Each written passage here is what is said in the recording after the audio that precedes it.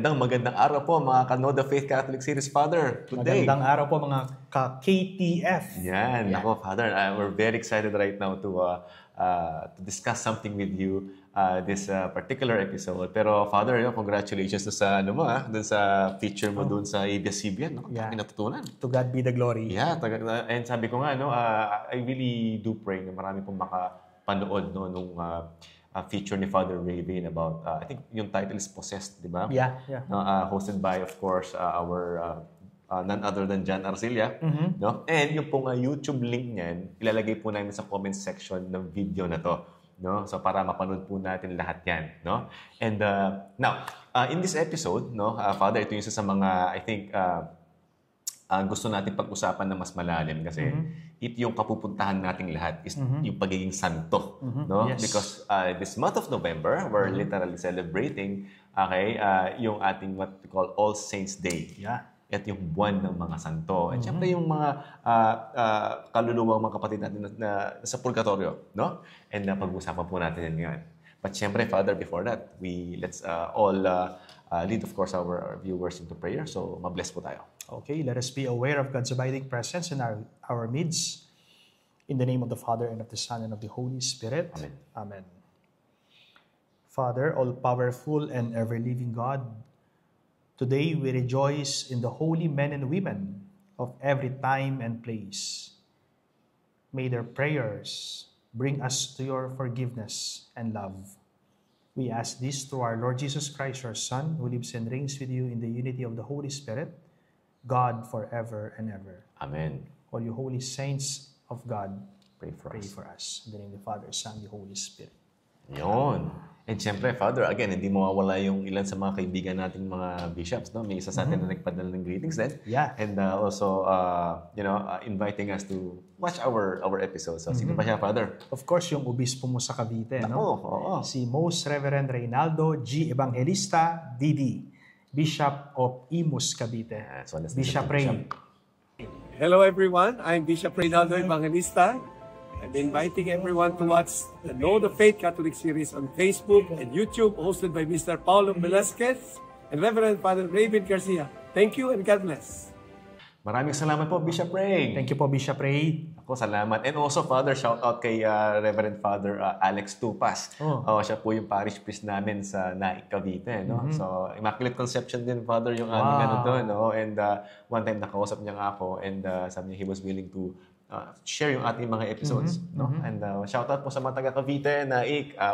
Madalas po kaming umuwi dyan. No? So, nakakapagsimba tayo sa Immaculate Conception. Hello po sa inyong lahat. Happy viewing po, Father Alex. Father Alex, yan. Alright. So, again, Father, ito yung parang, kasi natin part 2 pero yung continuation ng episode natin last time, yung patay na nga ba ang patay? Yeah, yung last year, ano? Kasi, ito yung isa sa mga, sabihin natin, yung tinutulig sa parang, kino-question sa ating mga Catholics na bakit niya pauna? Bakit kayo nagdarasal sa mga patay? At ba't niyo na-recognize yung mga patay? At ba't niyo dinadalaw sa sementeryo? Ano ba yung significance niyan? And we will be talking about these things. And so that, kasi hindi lang naman November 1 at 2 yung pagbisita sa ating mga yumao. Binibisita rin po natin yan sa kahit kailan natin gusto. In fact, I think, Father, it's advisable for us Catholics na when we visit the cemeteries, bisikan ng holy water yung mga mahal natin sa buhay. No? So, pag-uusapan po natin yan. No? So, we will reflect on All Saints Day in particular in this episode. A solemnity where we honor all the saints, known and unknown. And I think, Father, may sinabi yata yung tradition before na mas marami daw yung mga hindi canonized kaysa sa canonized. No? Na who are right now rejoicing in the presence of God. Siyempre, hindi mawawala dyan yung reference natin sa Catechism. Okay, sinasabi po ng ating Catechism of the Catholic Church, Article 828, by canonizing some of the faithful, example by solemnly proclaiming that they practice heroic virtue and live in fidelity to God's grace, the Church recognizes the power of the Spirit of holiness within her. So, this feast po reminds us of the universal call to holiness. Sabi nga po ng CCC, Article 2013 to 2014. So, kinonfirm mo yan, Father, yung fact na lahat tayo papunta sa pagiging santo, no? And we're dedicating this time Yes. to literally recognize not just the saints, but what God did to them. Kasi yun yung grasya ng Panginoon po lahat ito, no? So ngayon, Father, meron kasi tayong sinaselebrate sa November 1 sa November 2. So just for us to clarify everything, so normally kami, nag-visit kami every November 1 no, sa sementeryo, no? Pero in our liturgical recognition nito, no? So yung November 1 po, we honor the saints. Ito yung tinatawag na All Saints Day. Okay? Including po yung mga hindi canonized. Ito yung mga hindi napunta sa Vatican na yung, di ba? Dumaan sa proseso. Di ba kamakailan may si Pope Leo na 9 saints, including si Blessed Bartolo Longo. Yes. Kung sa Dominican, Dominican lay. lay siya, pero advocate siya ng rosary. Yes. No? So, So, former Satanist. former Satanist priest po siya. Yes. No? So sila po yung example ng mga canonized na nirecognize ng simbahan. Pero marami po yung hindi recognized, hindi canonized, pero santo. Santo sila. Kasi nasa langit eh. Yun, no? Pero may magandang tanong dyan Father. Pwede ba nating iprosesyon or pwede ba tayong magpagawa ng imahen nitong mga saints na hindi officially canonized right. ng ating simbahan? Halimbawa, meron tayong yumaong mahal sa buhay, let's say na yumaong lolo o yumaong lola na alam natin na nabuhay siya sa buhay kabanalan. Pero ang tanong pwede ba natin siyang ilagay ng imahen or i-procession mo sa karosa, something like that. Well, sasagutin po tayo ng canon law, Article 1187. Ano ba yung sinasabi ng canon law? Kasi munti ko na pagawan yung lola ko Oo nga Banal si lola. Oo nga Madasalin yun. Apong Gising, ano? Madasalin yun. So ito po ang sinasabi ng canon law, Article 1187. Pakinggan niyo po mga kaibigan, babasahin ko po. Only those servants of God may be venerated in public cult who have been numbered by ecclesiastical authority among the saints or the blessed. So kung ano lang daw po yung mga dineclare ng simbahan officially na i-venerate natin as saints and blesseds, or even siguro yung makasama na yung mga pag kasi sinabi nating venerable or servant of God, private veneration yun Hindi mo pa siya pwedeng i-publicize. Wala pang feast day. Wala pang feast day kasi very private. Pero kapag naging blessed na siya, lalo na pag naging saint na siya, yun, publicly you can venerate this saint. So yan po ang sinasabi mga kaibigan ng batas ng ating simbahan, ang canon law, Article 1187. No? So yung mga dineclare lamang po ng ating Catholic Church, no? Ang pwede nating i-venerate. So yan po yung sagot dun sa tanong na pwede ba nating i-venerate yung mga Which means, Father, undergo sila ng proseso muna. Yes, may proseso. At yung proseso na yon ay hindi po basta-basta. Siyempre, yan ay dadaan muna sa medical examination, scientific examination. Kapag hindi na po kayang ipaliwanag ng medisina at ng siyensya, diyan napapasok po yan yung approval ng simbahan. That's right. Dadaan yan sa masidhing investigation.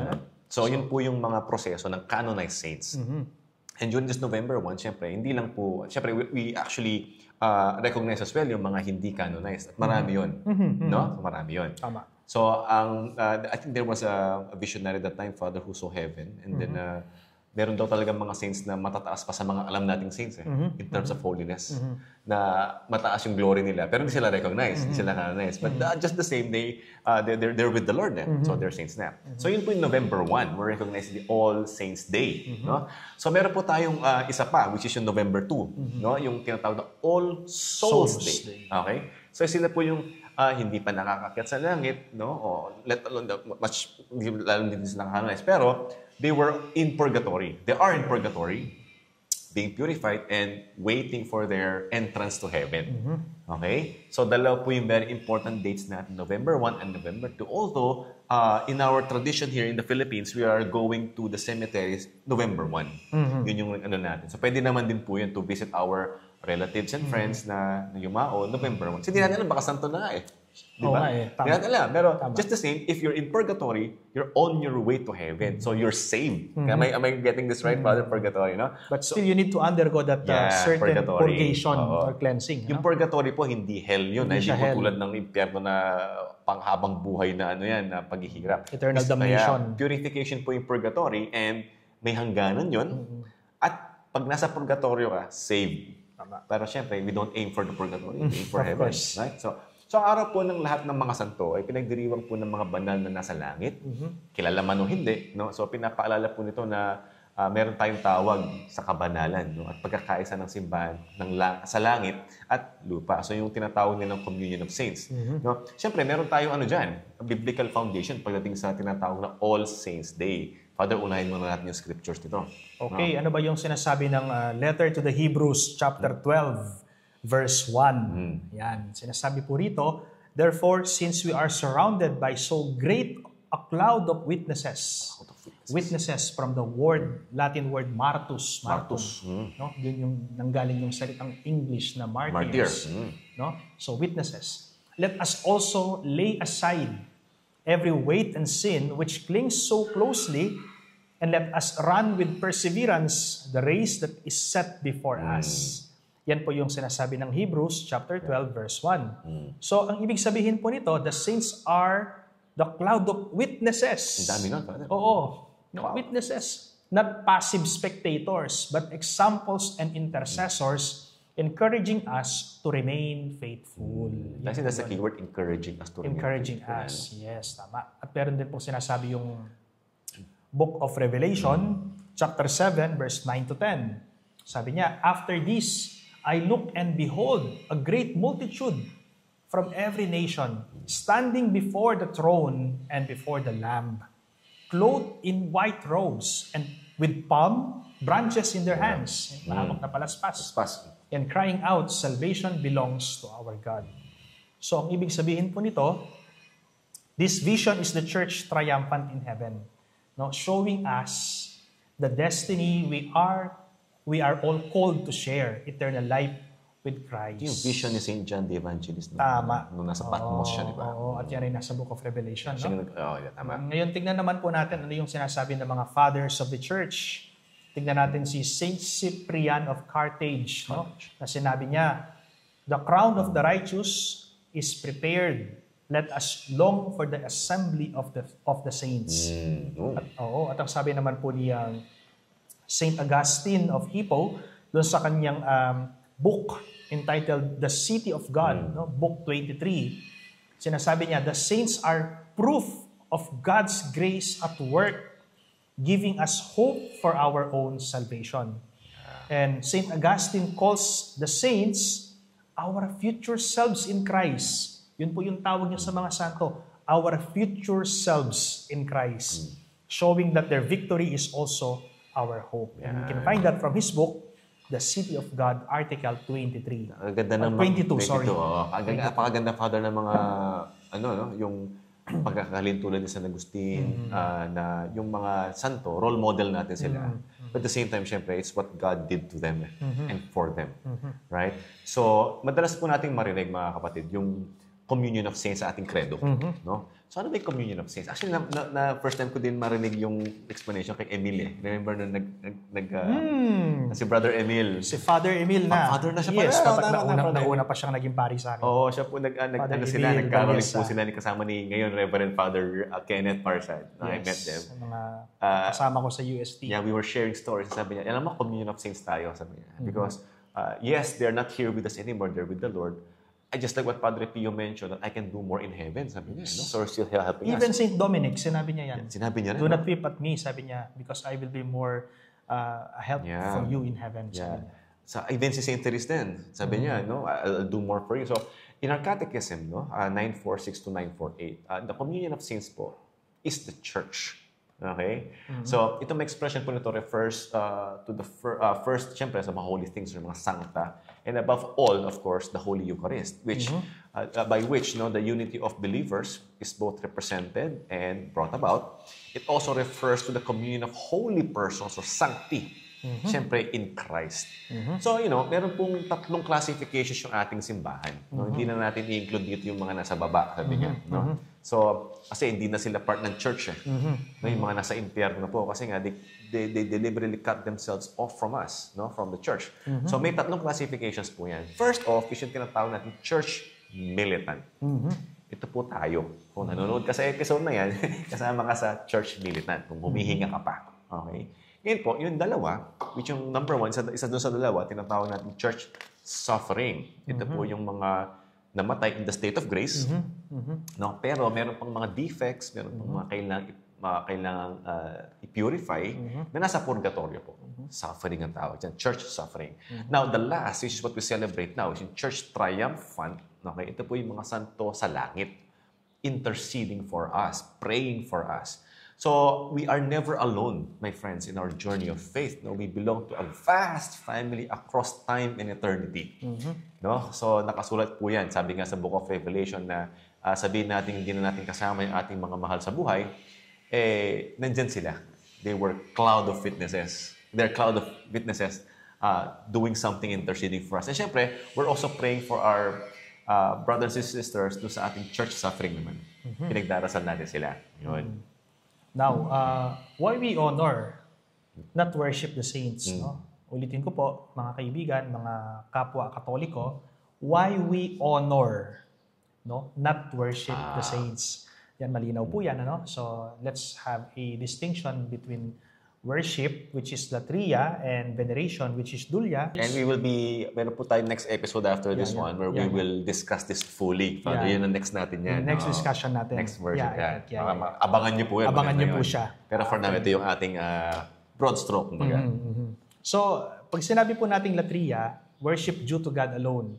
And we worship the Blessed Trinity, no? The Father, Son, and Holy Spirit.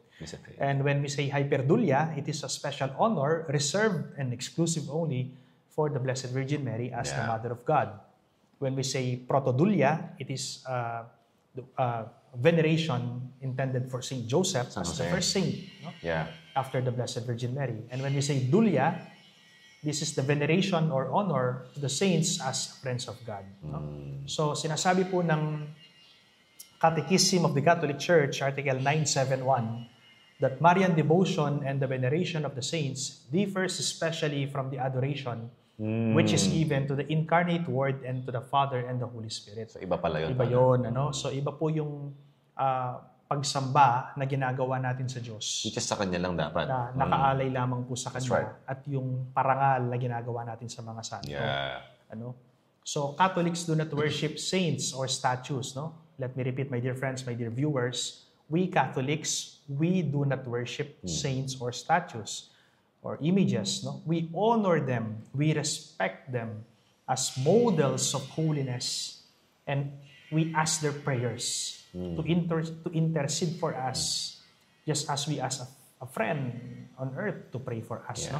Alam mo, nung nilabas yung aking episode sa ABS-CBN, entitled Possess, nag-viral siya, lalo na ginawang reels yung part doon kay Saint Carlo Acutis, no? Oo, yung sabi doon sinend mo sa akin yun, Father. Saint Carlos, sinend ko sa messenger mo yun, di ba, yung reels niya? Sabi doon sa reels, isang pari tinawag si Saint Carlo Acutis during exorcism. And well, para po sa mga Katolikong kapatid natin na nakakaintindi sa communion of saints, they appreciate that, no? That we, the militant church, we ask the triumphant church to pray for us, to intercede for us because they are with the Lord in heaven. No, katabi na sila ng Panginoon.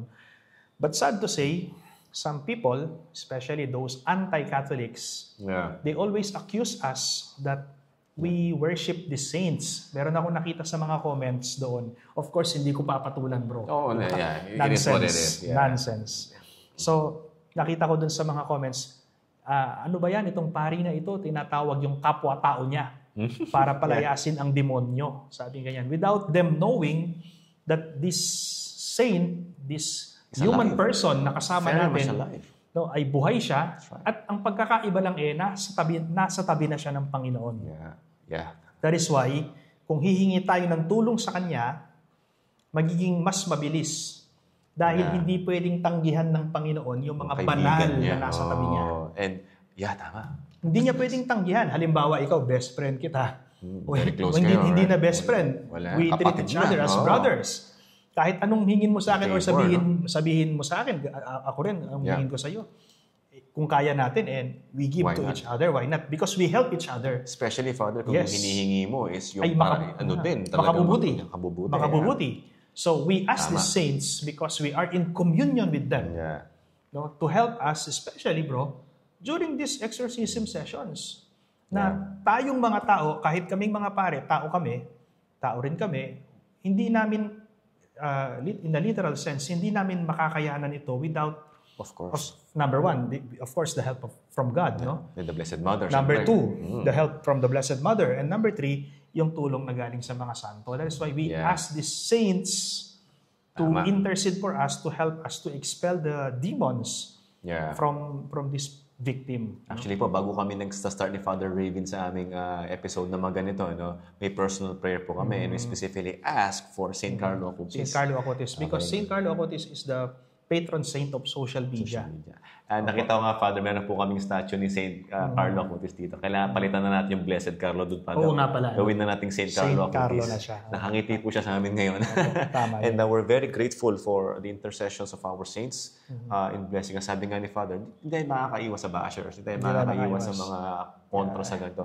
Pero alam mo sila magagawa. It is what it is, no? Sabi nga po ni Brother Paulo sa akin, bro, wag mong basahin. Nonsense yan. Sabi ko nga, hindi ko babasahin. It will affect my mental health. Basta alam mo na tama yung sinabi mo. And para sa mga Katoliko, naiintindihan nila yan. And by the way, we're just messengers. Yes. I mean, we didn't make these things up. Yes. We just shared this to those Catholics, especially na hindi pa talaga deeply na nalalaman ito. Tama. And we want to introduce in this episode, siyempre sa mga santo natin, call to them. And besides, some of us were named after saints. Yes. Di ba? So, sa bandang nakasulatan po, pinapakita ang mga santo bilang ulap ng mga saksi, yung tinatawag na cloud of witnesses nga kanina. No? Na napakaraming tao po yun, no? Nasa lahat ng bansa, from Revelation 7. No? Ito po yung simbahan sa langit na kasama ng ating Panginoon. No, ayon po sa, siyempre, turo ng ating simbahan, mayroon pong communion of saints or pagkakaisa ng mga banal sa langit. So, yung mga kaluluwa po sa purgatorio, no, siyempre, dahil rin nandito sa lupa, tayo po ay nagbibigay galang or yung dulya na sinasabi mo, Father, sa kanila. No? Ngunit yung pagsamba po, yung latria, no? Para lang po yan sa ating Holy Trinity. Father, Son, Holy Spirit. Kaya Father, narinig natin yung hyperdulya and yung protodulya. No? So ito rin po yung special practices natin or honor and veneration and respect that we give specifically to Saint Joseph and of course the Blessed Mother. Itatagal po natin sa susunod na episode. So abangan niyo po yan. Alright? So, yan. So ngayon, tingnan naman po natin mga kaibigan yung history at significance ng All Saints Day. Bakit po natin ito ginugunita? Bakit po natin ito pinagdiriwang tuwing ikaunang araw ng Nobyembre or November 1? So let's try to look at the early church practice of honoring the martyrs. In the first centuries po, Christians celebrated the anniversaries of martyrs at their tombs, especially in Rome and in Asia Minor. And we call that catacombs, no, doon sa ilalim talaga ng lupa. Pumupunta sila doon. Lalo na sa Roma because Catholic is a forbidden religion. And yung mga catacombs po lang hindi mapuntahan ng mga Romano kasi takot yung mga yun sa mga multo eh. Yes. That's according to to Father Carlos Martins. Yes. Oo. So these gatherings po included the Holy Eucharist, sila. Reminding believers that martyrs shared in Christ's victory. So over time, as the number of martyrs increased, especially during Roman persecutions, dumadami po sila dahil pinapatay yung mga kapwa Katoliko natin pero nagiging mga banal naman. So it became impossible to dedicate a separate day for each one. So the church began celebrating collective feasts of all martyrs. So Father, take note, sineselebrate na to first few centuries pa lang. Okay, so ibig sabihin po, hindi po ito inimbento. Hindi inimbento. Okay, hindi. Yan po yung approved practices even nung first few years ng Christianity. Kasi nga, even in death, we celebrate the death because they died in Christ. And actually, we're not celebrating ng the saints. We're literally celebrating what Christ did for them by making them saints through their suffering. No? So even Pope Boniface po, in the Pope Boniface IV, no, in the Pantheon, ito yung isa sa mga tinutulig sa atin, Father. Kasi between 609 to 610 AD, no? So he consecrated what we call the Pantheon in Rome. So if you know, yung Pantheon po, ito po yung templo ng mga pagano nun. So kung ano-ano mga ritual ang ginagawa dyan. And what he did was to dedicate it to our Blessed Mother and all the martyrs, yung Santa Maria at Martires na sinatawag. So, madalas, marami po nagsasabi sa atin, Father, na ay, mga pagano ang mga ritual nyo. No? Pero hindi nila alam na, yes, may pagan yung mindset, yung mga araw, mga ganun. Pero kini-Christianize natin itong mga to. Like, we're transforming the pagan rituals into Christian way of worshiping the Lord. So, tinatakpan natin yan, tinatabi natin yung pagiging pagano hanggang sa maging Christianize yung mga activities natin. So, this marked an important transition po, no? Yung Christianity, sabi nga nila, Christianity baptized a symbol of pagan Rome, which is yung Pantheon, making it a place of worship of the one true God and honor of His saints. So, ito po yung powerful declaration ng ating pananampalataya ng mga martir, no? Na they triumph over paganism. So, karagdagan pa po dun sa sinabi ni Brother Paulo, of course, bago na-Christianize itong mga pantheon na ito, yung mga Roman emperors, they dedicated these pantheons to the Roman, to the pagan gods, because the word pantheon comes from the Greek word pan, which means, the word pan means many, marami. And theon means, pantheistic. And the word theon is also a Greek word, which means gods. So many gods. So many gods. So they offered these pantheons to the many gods. Yeah. And later on, through the initiative of Pope Boniface the Fourth, no? So yung mga pantheon na to ay Christianize at ginawa, doon pinagsama-sama yung compilation ba? Yung mga santo natin sa langit. Ano?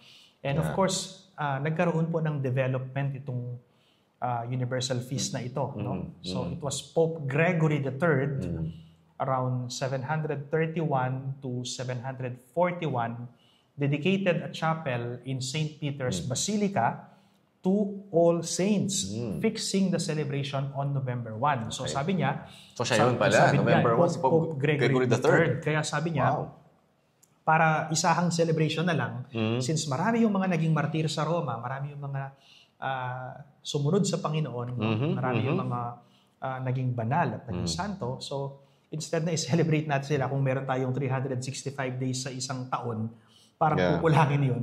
So, pagsama-samahin na lang natin, pagsabay-sabayin na lang natin at gawin nating isang araw yung pagdiriwang para sa kanila. And that is November 1. Pero may kanya-kanya pa rin mga feast days yung ating mga meron pa rin pong kanya-kanyang feast day yung mga santo natin. Pero kasi sa November 1, bro, yung binanggit natin kanina, all you holy men and women, saints of God, yung mga dumaan sa proseso ng canonization at beatification, and even yung mga hindi na dumaan sa proseso ng canonization, ay pinagsama-sama natin sila doon. Parang Grand Convention. Grand Convention. Pista nilang lahat. Got it. No? Now, so Pope Gregory IV, around 827 to 844, extended the feast to the entire universal church, giving us the title or the term All Saints Day we know today. Kaya nga sa salitang Espanyol, Todos los Santos. Kasi ang ibig sabihin ng salitang Todos los Santos sa Espanyol, ang para bang pinagsama-sama yung lahat ng mga santo. Todos los Santos, no? So, All Saints Day, no? Ang pagtitipon ng lahat ng mga banal. So, since then, November 1 has been the annual day when Catholics worldwide honor the countless saints. Hindi mabilang, no? Both canonized and unknown. Yung sinabi ko sa iyo kanina. So, first millennium pa lang pala to, Father, nung ginano ni Pope Gregory IV, right? Oo, tama. So, yun yung ibig sabihin po nun. So, ito, Father, tanong ko, kasi for some people, as tinanong ko rin ito kay Father Rene Tanwakyo noon, ever since then, we began going to church every November 1. And ngayon, recently, since nag-asawa ko, merong misa na kinokonduct yung diocese, so yung parokya namin sa Cavite, sa mismong sementeryo, sa mismong Catholic cemetery. So, can we talk about, Father, the All Saints Day as a holy day of obligation? Is it how is it? Ano yung distinction nito? Well, the church sets this day as a holy day of obligation in most countries, including the Philippines. Meaning, Catholics are obliged to attend the Holy Mass, just as on Sundays, to celebrate the victory of Christ in His saints. Kaya nga, itong darating na November 1 natin, no? Itong November 1 ngayong taon na to, araw siya ng Sabado, meron siyang sariling liturgy at Liturgy. gospel. Tama. Tapos kinabukasan, November 2, Iba na naman. hindi yung gospel for the ordinary day, Yeah. no? Kundi yung gospel ay intended for November 2, no? That's right. So the day reminds us that holiness is not optional. It's our universal calling. Sinasabi nga po ng Lumen Gentium, chapter 5. Yeah. Kaya nga ginagawang holiday po ito para makapagsimba po tayo at makapagdasal yung ating mga yung maong mahal sa buhay. Yun. So, All Saints Day po teaches us that sanctity is possible for everybody. And we're all called to be sanctified. Not just priests, hindi lang mga madre, martir, especially yung lay people. Kasi Father, kung walang mga lay people, walang madre. Walang priest, di ba? So, all who live their faith heroically in daily life, we're being called to be like that. So, sa simula po, tanging mga martir ang gumugunita ng parang ginugunita ng simbahan, mga martyrs na, Ngunit nung 609, sabi nga po nun, si Papa Boniface, the fourth, nagtalaga po, yun, kung if we're gonna summarize that, yung pantheon po, na kinonsecrate niya kay Mama Mary, at sa lahat ng mga martir. Pagdating naman kay Pope Gregory, Father, at Gregory IV, Pope Gregory IV, officially. So, pandaigdigan na pong kapistahan yung ating November 1. So, kaya ang All Saints Day po, hindi lang alaala sa mga kilalang santo, kundi pati rin sa mga banal na hindi kilala. At yung holiday of obligation po para sa ating mga Katoliko, which is a call for us to be like the saints. Kung meron kayong question, how to be you po, sila yung mga tanongin natin. Narinig natin ito, di ba? How to be you? No. How to be like the saints. Pag idol na idol mo yung tao, How to be you po. Diba? So, ito po, actually, ngayong November po, yan ang lagi niyong tanongin. Kumanap ka ng santo, tapos magdasal ka, how to be you. I think that's the best prayer, Father. Yes, I think. How to be you How to po. be you. And Teach me, right?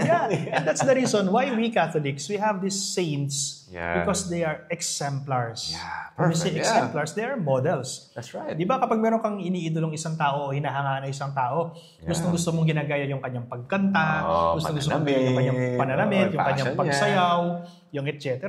Hindi naman masamang humanga sa ating mga tao, sa kapwa-tao natin.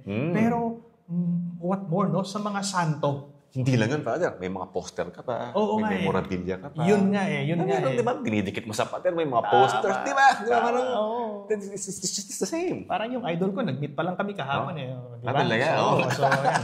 Right? So, marami po kayong Niregaluhan ko siya ng rosary. di ba? Marami kayong aabangan, di ba? So, ganun lang po siya, mga kaibigan.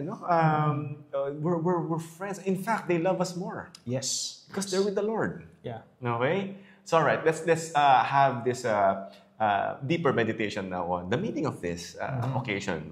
What does it mean for today sa ating panahon? Yun.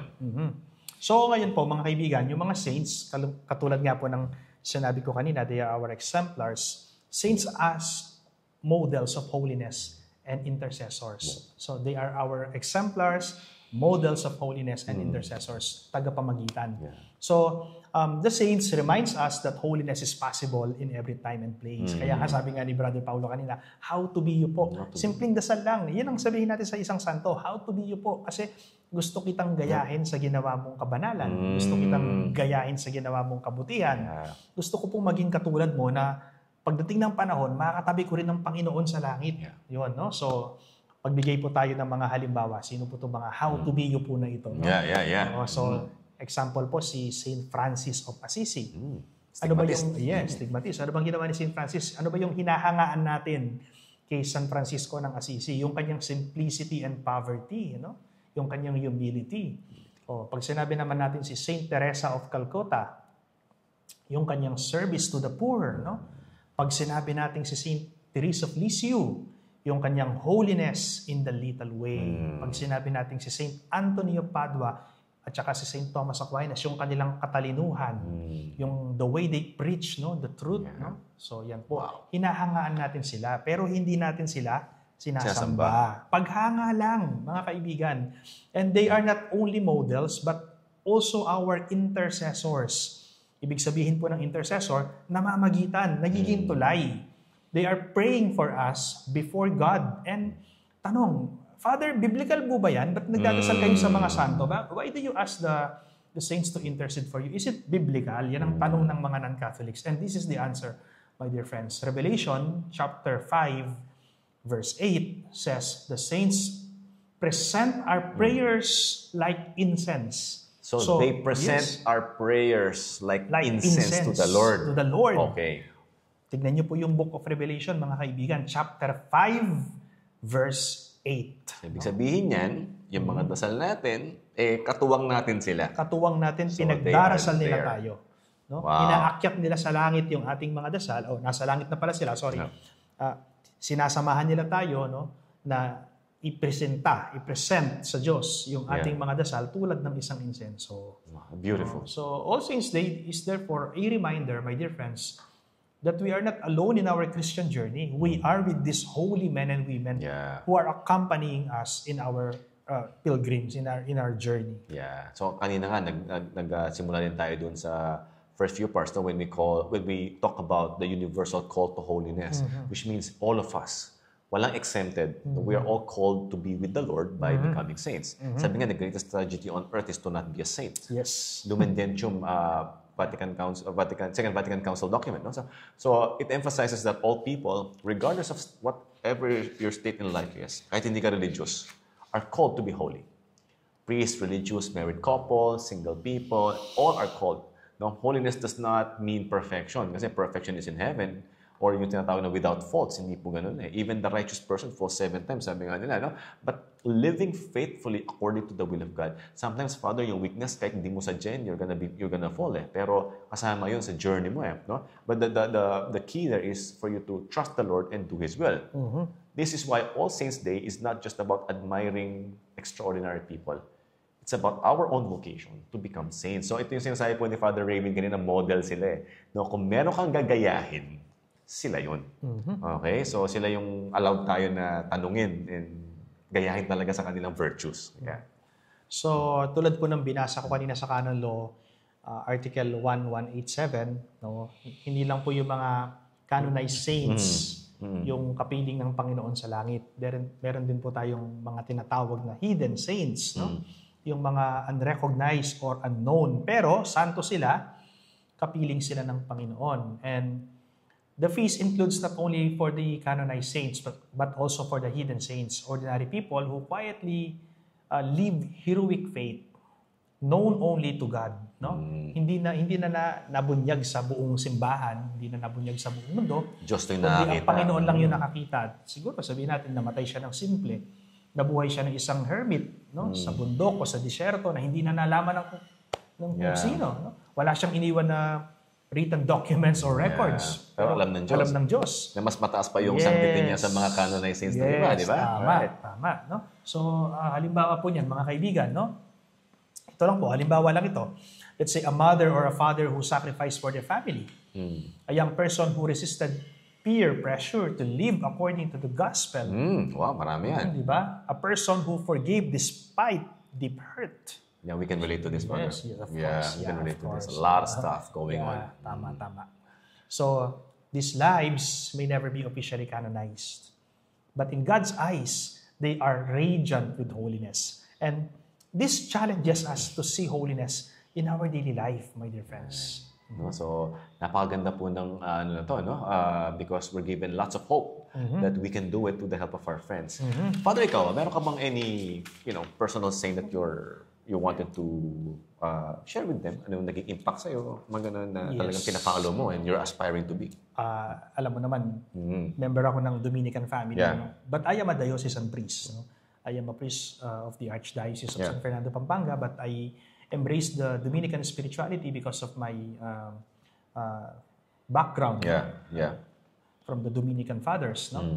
So, yung unang santo na talagang bata pa ako ay meron na akong malalim na debosyon sa kanya ay si Saint Anthony of Padua. San Antonio? San Antonio de Padua. Dahil bata pa ako, madalas ko nang nakikita sa altar ng lola ko, maging sa altar ng bahay namin, na may imahen siya San Antonio de Padua. At nakakita ako isang araw ng prayer booklet na nasulat sa salitang Pampango or Kapampangan at binasa ko po ito, 9 days novena in honor of Saint Anthony. At sa pagbasa ko po nung kwento ni Saint Anthony, natutunan ko po dito, nalaman ko yung ginawa niyang kabanalan at yung maraming miracles na pinerform niya sa kanyang mga devotees, no? Sa mga deboto niya.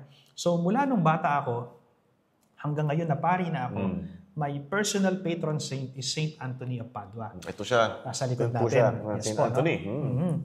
But of course, nung nag-aral ako sa UST, Central Seminary, no? Sabi ko nga po, na-in love ako sa Dominican spirituality.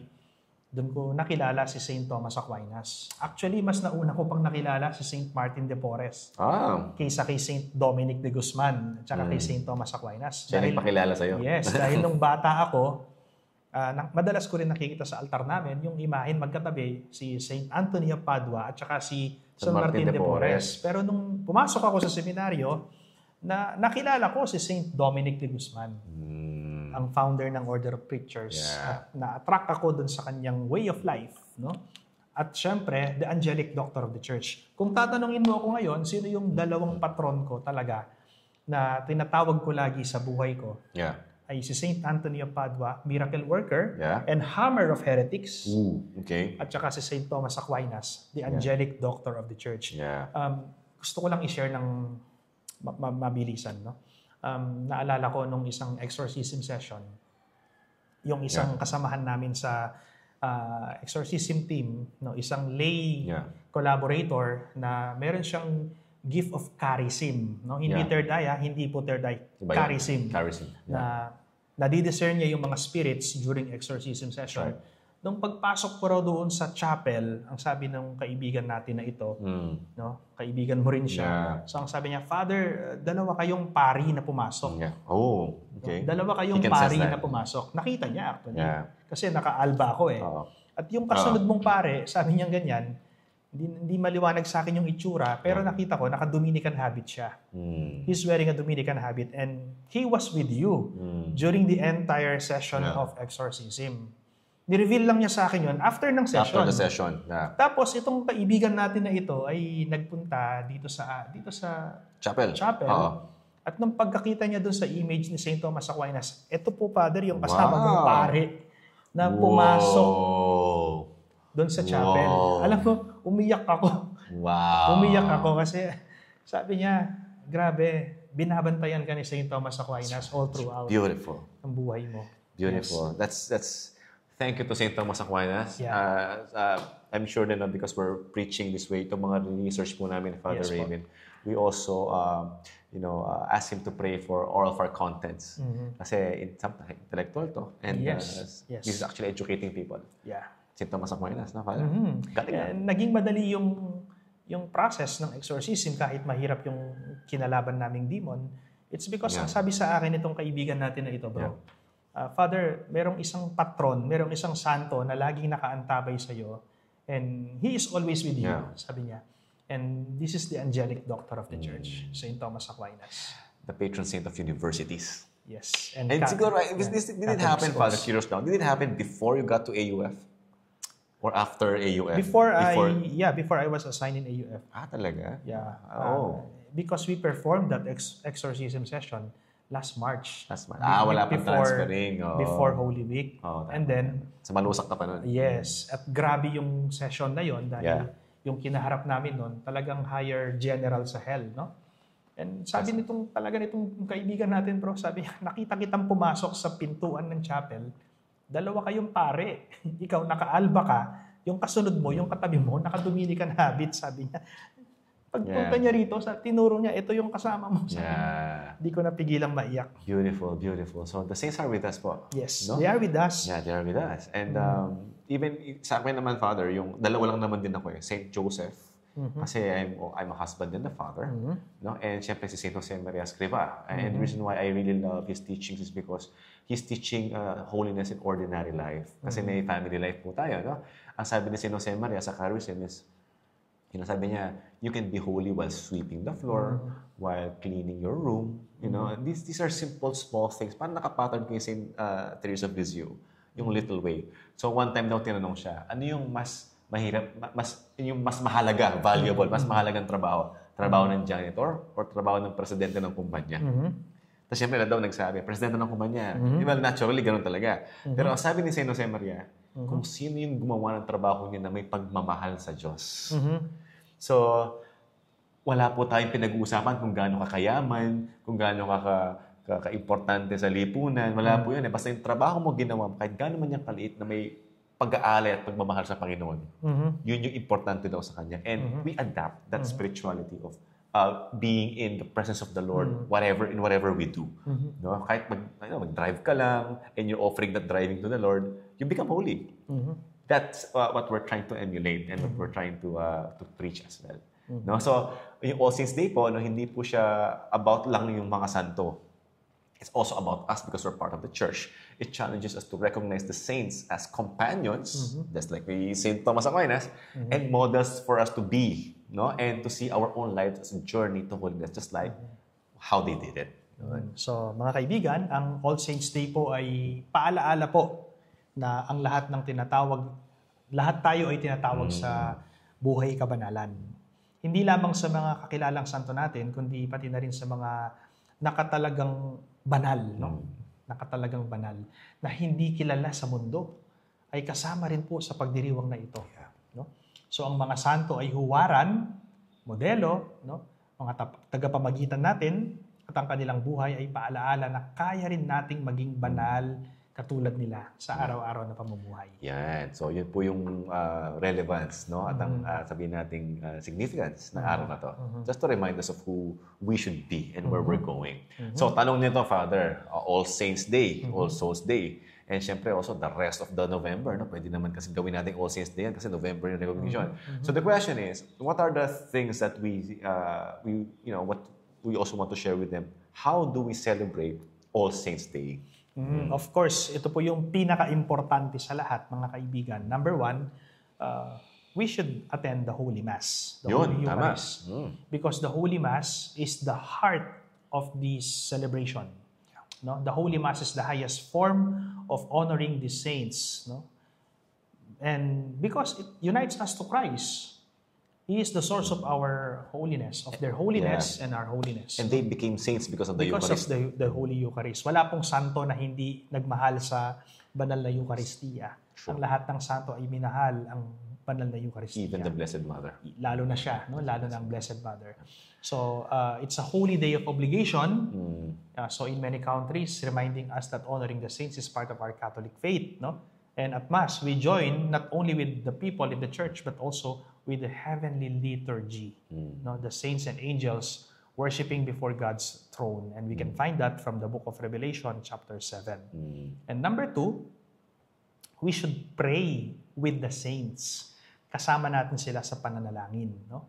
Pag dinadasal po natin yung Litany of the Saints, a very beautiful prayer that calls upon many saints by name, reminding us of their closeness and intercession. Yung ordination mo, kinanta yung Litany of the Saints. Oo, kinanta. At puro Dominican saints yung tinawag. Napakaganda. Oo. So, patron saints, of course, take time to invoke your patron saint. Katulad po ng kinuwento ko sa inyo kanina, yung dalawang patrons ko po, si Saint Thomas Aquinas at saka si Saint Anthony of Padua. The one you were named after your confirmation or yung pinangalan sa inyo, no? Sino ba yon, no? Or your chosen heavenly friend. You can choose ba? Yeah, pwede. Actually, ang saint ko talaga, bro, ay si Saint Raymond Nonatus.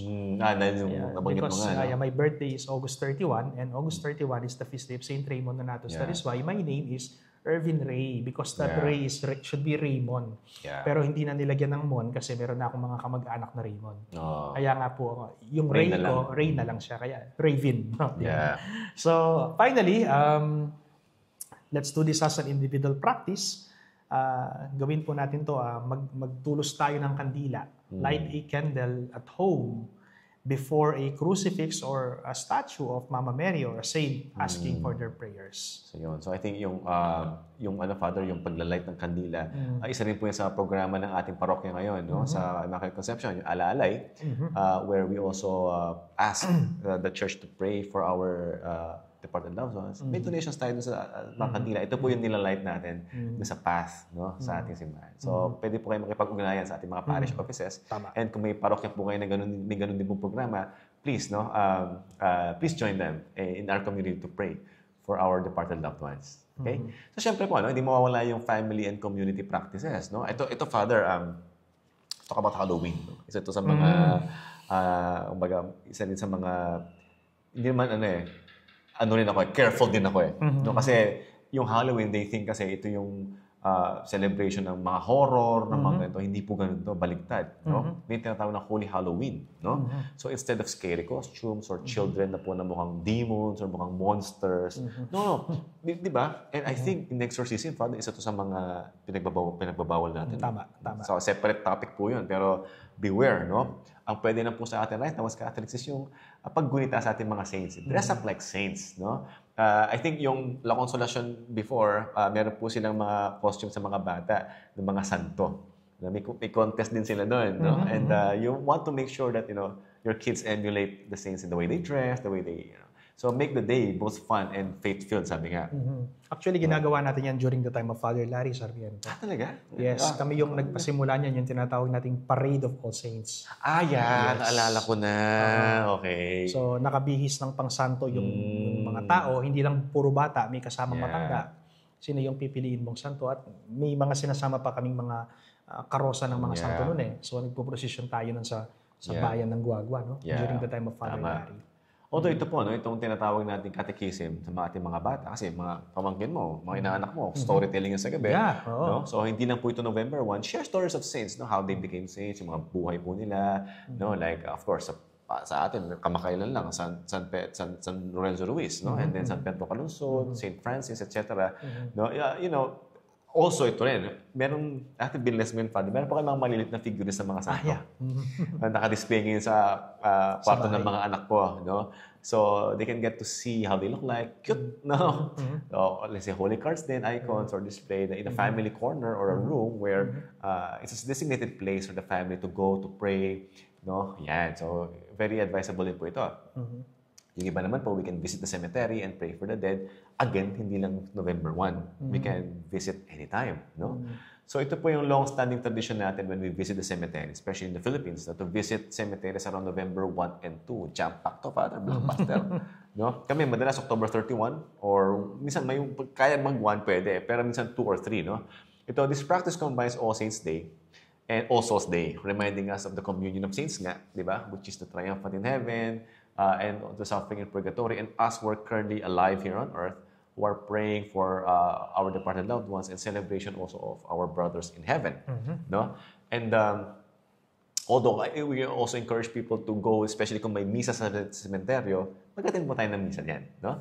So the church grants indulgences when we pray for the faithfully departed. Father, pinibigyan para sila ng maibsan yung kanilang paghihirap sa purgatorio. At alam niyo po ba, yung indulgence, buy one, take one po yan. Pag may pinadasal ka, may babalik sa indulhensya. No? So especially by visiting cemeteries, praying for the souls in purgatory during the first days of November, okay, it is an act of charity po, in a way of keeping the bond of love with our deceased loved ones. Unfortunately, Father, meron akong mga kilala na di naniniwala sa communion of saints, even not Catholics. Alam mo yung kanilang mga puntod, mapabayaan lang. Hindi nalilinis. And worse, nobody's praying for them. Kasi ang paniniwala nila, bro, ay kapag patay na yung tao, wala na yan. Patay na ang patay. Patay na ang patay. Para bang, sorry for the word, pero parang namatay yung aso o kaya yung pusa. Wala ka na dyan. Inilibing mo yung aso tsaka pusa, doon na lang siya. No? Hindi mo nadadalawin. Minsan pa nga yung mga alaga nating animals, dinadalaw natin sila. Diba? Pero may mga ibang tao po na pag namatay na yung kanilang mga mahal sa buhay dahil paniniwala nila ay patay na ang patay, so they don't care anymore, no? Hindi nila, tulad ng sinabi ni Brother Paulo, hindi na nililinis yung puntod, hindi na dinadalaw, kasi yun yung kanilang paniniwala. Neglect na po yung mga kaluluwa. And so, I doubt kung meron silang kaluluwa na pinaniniwalaan. Hindi ko alam. Oo nga, no? May mga ganung heretic ideas din. Pero syempre po, no, as Catholics in our church, pinagdarasal po natin din sila. Kasama po yan sa mga dasal natin. Yun. And gusto kong dagdagan yung sinabi mo kanina, bro, yung about sa Halloween, Mayroong binanggit kanina sa sa Halloween. Ano ba yung Halloween na yan? Yung pinagsusuot sila ng mga nakakatakot na costumes, no? Mga horror costumes ba? Well, my dear friends, to tell you, if you are going to look at the meaning of the word Halloween, the word Halloween comes from the Old English word, Hallows Evening. That's the Old English word, Hallows Evening. At syempre, pinaikli yung evening, ginawang in, E-E-N. Kaya nga, Halloween. Yeah. And if you are going to look at the meaning of the word Halloween, ano ba yung hallow? Sa kahulugan, ano ba yung ibig sabihin ng hallow? If we are going to look at the original or the old translation of the Lord's Prayer, the Our Father, hallowed be di ba? Our Father who art in heaven, hallowed be thy name. So kung tatagalogin mo siya, parang ganito po siguro yung translation niya, mga kaibigan, sa Tagalog, Ama namin, sumasalangit ka, pabanalin ang ngalan mo. Pabanalin. At di ba sa atin ngayon, sambahin ang ngalan mo, di ba? Yeah. Pero sa English, hallowed be your name, no? O our Father who art in heaven, holy be your name. Holy, hallowed. Yeah. So pag sinabi nating Halloween, banal na gabi. At ang Halloween talaga ay ginagawa tuwing October 31 ng gabi. Yeah, Bisperas. Bisperas. November 1. Yun ang tinatawag pong Hallows Evening. Yeah. Let's try to translate it in Tagalog, my dear friends. No? Hallows Evening. Sa Tagalog, ang gabi ng mga banal. No? Again, Old English word, Hallow Evening, ginawang Halloween. Yeah. Pero kung titignan mo yung meaning niya, ang gabi ng mga banal. Pero ang malaking question mark sa isip ko, kung ito ay gabi ng mga banal, bakit ginagawa natin gabi ng lagim? Yun nga eh. At gabi ng katatakutan? Yun nga eh. Diba? Nagbibihis ng mga nakakatakot na costume. Diba? And well, yun yung kinokontext na yan ay sabi nila na adapt daw natin yan sa West, no? Na westernized tayo, kaya yan ang ginagawa nila. Pero of course, unti-unti naman may progress sa ating simbahan. Just recently lang, no, mga nakailang taon pa lang nakalipas na pre-promote natin tong Parade of All Saints. Yeah. At yung Parade of All Saints, ito po yung mas angkop at mas tama na gawing parada sa Halloween. No? Hindi yung nakakatakot, kundi yung mga nakakabanal. Yeah. Tsaka thankful din tayo sa social media, Father, kasi lumalabas na itong mga ganitong corrections no, sa ating practices. And again, thanks to San Carlo Acutis for guiding us to these things. And sana po, no, tama po si Father Raven dito. Banal po na gabi ito, celebration siya, at hindi siya dapat katatakot. Even yung mga interviews ko din sa embalming nun, Father, marami akong may mga tinurn down ako because their context is yun nga, horror. Tapos dinadamay pa yung funeral industry. Hindi naman po dapat katakutan yung mga patay. Ino-honor natin yan. So, yun yung transition na gusto natin mangyari. Tama. So, paalaala lang mga kaibigan, ha? Wag nating bihisan ng mga horror costumes yung mga anak natin ngayong Halloween, no? Kundi ang ibihis natin sa kanila yung bihis pang santo. No? Kasi alam nyo, delikado ho yan eh. Prone yan sa demonic attack, influence kapag binihisan ninyo ng pang nakakatakot na costume ng mga anak ninyo. No? So para bang you are invoking the evil spirits, hindi lang sa bata, hindi lang sa anak ninyo, kundi sa buong family ninyo. Right. No, hindi po ako nananakot, totoo po itong sinasabi kong ito. Coming from an exorcist. Okay? So All Saints Day, my dear friends, is not only about remembering saints of the past. Hindi lang yung mga santo nung sinaunang panahon. No? It's about living in communion with them today. Dahil nasa kasalukuyan tayo, so we live with them. No? We are in communion with them until today. So the way we celebrate this feast is through Holy Mass, through prayer, family traditions, and honoring our departed loved ones. It helps us to deepen our faith and grow in holiness. So ang pinakamahalagang paraan po ng pagdiriwang ng All Saints Day o ng Todos los Santos ay ang pagdalo sa banal na misa. Maaari rin pong manalangin ng Litany of the Saints, humiling ng tulong sa ating mga patron saints, at turuan ang mga bata tungkol sa kabanalan sa pamamagitan po ng tamang pagbibihis bilang mga santo at pagbabasa ng kanilang mga talambuhay. Sa Pilipinas po, bahagi rin ng tradisyon ang pagdalaw sa sementeryo at pananalangin para sa mga yumaong mahal sa buhay. Isang magandang pagsasabuhay po ng ating paniniwala sa Communion of Saints. Yan. So, very rich Father, tradition natin no? sa ating mga saints. And syempre, one day, you also want to be with them. Right? So, let's talk about some pastoral relevance and apologetics, no? Because hindi pa rin mawawala, Father. Tulad yung mga nagko-comment sa'yo dun sa, natin, sa mga videos mo. As I mentioned, kaya po ni Father David, we're just messengers. You know, we were given the voice and the means to share this with you guys. But syempre, when hindi natin maiwasan, sometimes we'll encounter some individuals who are not in the faith, and so we'll question, no? So explain natin, Father, pag tinanong nila yung All Saints Day, how do we share this to non-Catholics? Well, this is just a very simple explanation. On All Saints Day, Catholics celebrate our spiritual family already in heaven. Those who followed Christ faithfully and now share in His glory. So it's a spiritual family already in heaven. Yung mga santo na yan. It's a celebration of that feast. So it's not about replacing God. Hindi natin pinapalitan ng Diyos. Mga kaibigan, no? Hindi natin pinapalitan ng Diyos. Nakakasawa na kasing tawag dito. Ulit-ulit na. Hindi ko na pinapatulan yung mga bashers natin na mga non-Catholics. Ano? Hindi natin pinapalitan ng Diyos. Hindi siya pwedeng palitan. No?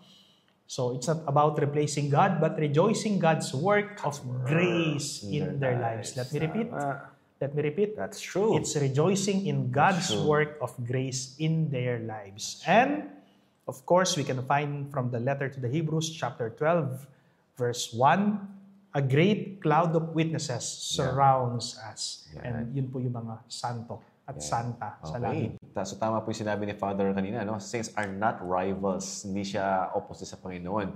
No? But sabi nga nila, mirror sila ng kanyang glory. So kumbaga, yes, we were given the free will. We're given our own personality, our soul, our uniqueness, di ba, Father? Pero ang hinihingi sa atin ng Panginoon is yung bibigyan mo ba sa akin yung kaluluwa mo so I can make it better. And when the saints trusted the Lord fully, then, naging parang po sila parang salamin na lang at yung nagmamanifest sa kanila is yung glory ng Panginoon. Parang sinabi ni Mama Mary, my soul magnifies the Lord. No? So, yung analogy po yan, parang salamin tayo, stained glass, for example, no? With windows reflecting the sun in many colors, and these colors represent virtues that are in us, mga infused virtues na tinatawag. Pero syempre, because of the Lord, nagmamanifest po yan, no? Nag-shine yan. The saints reflects the holiness of the Lord in their own unique ways. Syempre, binigyan sila ng gifts, binigyan sila ng sets of virtues, and kung gaano karaming grace meron sila. And they allow the Lord, no, to penetrate their soul. So their lives remind us that holiness is possible and God's grace will work in the most ordinary people. No? So, walang exempted. Lahat po, welcome maging santo. Yun. May naalala ko, bro. May nagtanong sa akin minsan, isang non-Catholic. Respeto po sa inyo, sa mga non-Catholics. I respect you. Pero tinanong ako, sabi niya, bakit kayo mga Katoliko naniniwala kayo sa mga santo? Ba't kayo naniniwala sa kanila? Ito po yung sagot ko. Kasi naniniwala kami na pagdating ng panahon, pag ginaya namin yung kanilang kabanalan, makakapiling din namin ang Panginoon katulad nila. True. Perfect. Binalik ko yung tanong sa kanya. Kayo, hindi kayo naniniwala? Hindi, sabi niya. Saan kayo napupunta pag namatay kayo? Pagkatapos ng buhay ninyo dito sa mundo, saan kayo napupunta kung hindi kayo naniniwala sa mga santo? Ano nangyayari sa kaluluwa ninyo? Where do you go? Hindi na nakasagot. Doon pa lang. May contradictory doon sa logic. No? Di ba mga kaibigan? Hindi sila naniniwala sa mga santo, saan po napupunta sila? After nilang mabuhay sa mundong ito. Kasi maging santo talaga. Yun ang plano ng Panginoon sa atin Kasi pag sinabi mong santo, banal That's right. At ang mga banal, kapiling ng Panginoon sa langit. That's right. So now, let's encourage our faithful viewers. No? So my dear friends, invite listeners to discover. We invite you to discover your patron saint. No? Ano ba yung mga pangalan ninyo? Yung baptismal name ninyo. Kung meron kayong kapangalang santo, pwede nyo gawing patron saint yung santo na yun. Ano? O kaya confirmation saint, o kaya kung isa kang religious, sino ba yung santo na pinili mo na maging kapangalan mo sa iyong buhay relihiyoso or relihiyosa, no? O yung santo na nag-inspire sa iyo sa buhay mo, tulad ng kinuwento namin kanina ni Brother Paulo, no? So you build a personal relationship with them. Read their writings, of course their biography, no? Pray for their intercession, ask their help, no? And imitate their virtues. Yun po yung pinaka-importante. Gayahin niyo po yung kanilang kabanalan.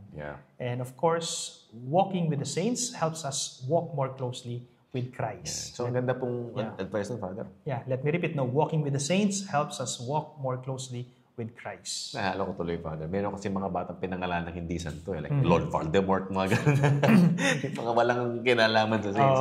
So, good news is that you can choose the saint. Okay? I don't know if you can change your name, but you can choose the saint that you want to dedicate your efforts to pray for you, to be with you, and para maging role model natin.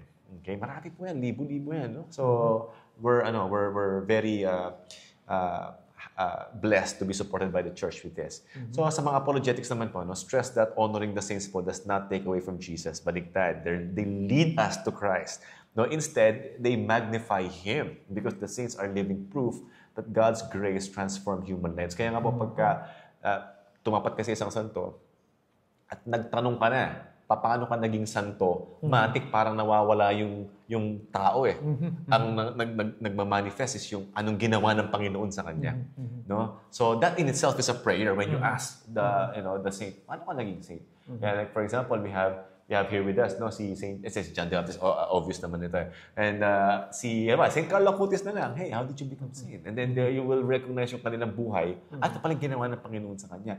And Saint Carlo Acutis is very much devoted to the Holy Eucharist, by the way. No? So, yun yung message niya. Sabihin niya sa akin, I became saint. Go to the Holy Eucharist. Be devoted to the Holy Eucharist. No? So, yung All Saints Day po, mga kaibigan, is not about the saints. Instead, it's all about Jesus Christ.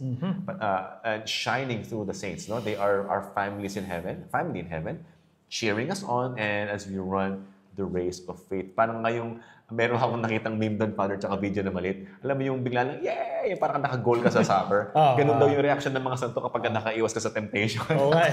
Parang nanalo. When you said no to temptation and you followed Christ, you're like, they're literally rejoicing. And yun po sila. Yun. So, Father, so I think meron tayong parting sa kanila, no? Yung kailangan natandaan. Let's have a recap, no? Yung mga key points natin na natutunan natin sa topic na ito, no? So, of course, from the sacred scriptures, mga kaibigan, from the letter to the Hebrews, chapter 12, verse 1, a great cloud of witnesses. Huwag niyo pong kalimutan yun, ha? A great cloud of witnesses. Yan po yung mga santos sa langit, yung mga martyrs, no? And from the book of Revelation, chapter 7, the multitude in heaven. So, hindi lang po yung mga anghel yan, kasama yung mga santo dyan. And of course, the sacred tradition from honoring early martyrs to the universal feast established by the Catholic Church. And of course, ano ba yung relevance nito ngayon? No? Its relevance today.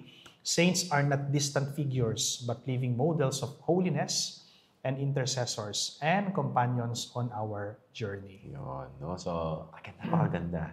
So, syempre po, reminder po tayo na lahat po ng santo were ordained people who loved God who loved God extraordinarily. And I dare to, rephrase that. These are ordinary people talaga, no? Ibig sabihin, wala silang nothing special. Yeah. Some of them are not even educated, like St. Catherine of Siena, di ba? But then, they love the Lord extraordinary. They gave themselves. So kaya, again, wala po tayong excuse at wala po magiging hadlang. Even St. Paul, sinabi niya, I boast of my weakness because the Lord is being magnified. So, we're okay with our weakness. We're okay of kung ano man yung kinakaingit natin sa ibang tao, tanggalin po natin yan kasi kung ano man yung wala tayo, okay lang yun. Because God will fill that up. Yan. So, holiness, my dear friends, is not reserved for few. No, it's the universal call, as Vatican II and Lumen Gentium says. No, so choose a saint to learn from this year. Ask for their intercession daily, and strive for holiness in small every acts of love. Yeah, so napakadali niyan. So sana po mga kaibigan, no, nagkaroon tayo ng mas malalim pa na pagmamahal sa ating okasyon ngayon, All Saints Day, All Souls Day. And again, our saints, our friends, the family of the Lord up there, they're waiting for us. No, pick a saint, make this your life project to emulate that saint, and syempre to share this to as many as we can. Okay? So Father, maganda yung episode natin ngayon. Oo nga eh. No? And I think let's I think maganda i-close natin with the prayer. Okay, sige. Magdasal po tayo, mga kaibigan. In the name of the Father and of the Son and of the Holy Spirit. Amen. Let us pray. Lord our God, source of all holiness, today we give you thanks for the great cloud of witnesses, the saints who followed your Son with courage and love. May their prayers encourage us, may their example inspire us, and may their intercession help us grow in holiness. We ask this through our Lord Jesus Christ, your Son, who lives and reigns with you in the unity of the Holy Spirit, God, forever and ever. Amen. All you holy men and women, saints of God, Pray for us the Lord be with you. and with your spirit. And may the Almighty God bless you, the Father, the Son, and the Holy Spirit. Amen. Okay, so as we celebrate All Saints' Day, my dear friends, may we be reminded that the path of holiness is open to all of us. The saints were once where we are now. Yeah. And by God's grace, we can one day be where they are with Him forever in heaven. Yeah, napakaganda. Napakaganda. So sana po again, may natutunan tayo. And Father, invite natin sila to, tawag dito, yung to follow, subscribe, and engage with us in our course. Facebook and YouTube. And then, as I mentioned po, yung mga episodes si Father Raven dun sa kanyang YouTube feature sa ABS-CBN, nasa ano po natin yan, no? Nasa comment section po natin. Please watch it, share it. Marami po tayong matututunan. Okay? So again, marami pong salamat for watching. My name is Paulo Velasquez. I am Father Raven Garcia. Thank you for watching. Know the Faith Catholic Series. God bless po. God bless.